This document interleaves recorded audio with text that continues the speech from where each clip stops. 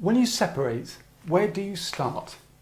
Most couples, when they separate, want a clear starting point, a map, some directions to get divorced and sort out a financial agreement and parenting plan that works for everybody. Most couples also want the whole process to be as painless and cost-effective as possible, although not, of course, at the expense of a fair outcome. And why should they? Hello, I'm John Hind, mediator, coach, trainer, and former solicitor. So how can all this be achieved? Is it possible? And what's a good starting point when you separate? I'm making this video on behalf of the Family Mediation Association for Family Mediation Week. I'm using it to introduce the Compass Options model or map, giving you a broad view of your options when you separate, some clear directions and a clear recommendation about where to start your journey. I intend to show you that although one size does not fit all, the process map you use to get divorce, sort out your finances and agree a parenting plan need not be complicated or indeed cost you a small fortune. But if you wish to maintain a measure of control over your divorce journey and want a clear framework and process that is as painless and cost effective as possible, for the vast majority of divorces there is only one rational starting point, as you'll see. So let me show you around the Compass Options model and explain what you're looking at. The model is divided into 4 boxes, each representing a different process option. Number 1, the mediated solutions. Here, one person, the mediator, who may also be a solicitor, helps you both to reach your own agreements. Number 2, the lawyer-led solutions. Here, you each have your own solicitor to represent you, if you choose to have one, of course, to lead that process and negotiate on your behalf. Number 3, the judge-made solutions.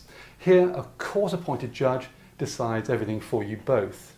And 4th, the do-it-yourself option here. Here you maintain complete control over the process and make your own decisions, although without any professional support. No doubt you've spotted that obvious red line running through the centre of the grids. I'll come back to that red stress line in a moment. Now, assuming you want to keep that stress to a minimum, you want to keep your costs to a minimum, you don't want that whole process to take many months, you want to avoid court and be able to make your own decisions, but need enough professional support to ensure that you reach a fair outcome, where do you start? So let me introduce the decision card in my hand. This decision card can shift around the centre of the Compass model or grid, overlapping various process options as you consider whether and to what extent each process may need to play a part in your separation and divorce journey, and why, of course. So, where do you start your decision-making process? Where do you go to get some initial direction? Now, the answer in my view is that you start with a meeting with a mediator. So let's put the card there. Your mediator is someone who does not take sides and whose interest is in helping you both to reach a fair outcome, fair to you both in the most cost-effective way. Your mediator is trained to recognise if and when either of you, both of you, need additional professional support and to help you work with these professionals in the most focused, cost-effective way, being careful not to polarise the process. It might be, for example, that one or both of you need to feel that security of being able to consult with your own solicitor along the way, to give you that confidence to make the right decision in mediation for yourselves when the time comes to make those decisions. So, that decision card may well overlap a little with the solicitor grid to represent that solicitor support you receive in mediation. So let's shift it up to here a little bit. It might also be, of course, that you both want to do as much of that kind of donkey work yourselves to save costs, such as collecting financial information and documentation. So that decision card may well overlap a little with the DIY grid. So let's move it across over here.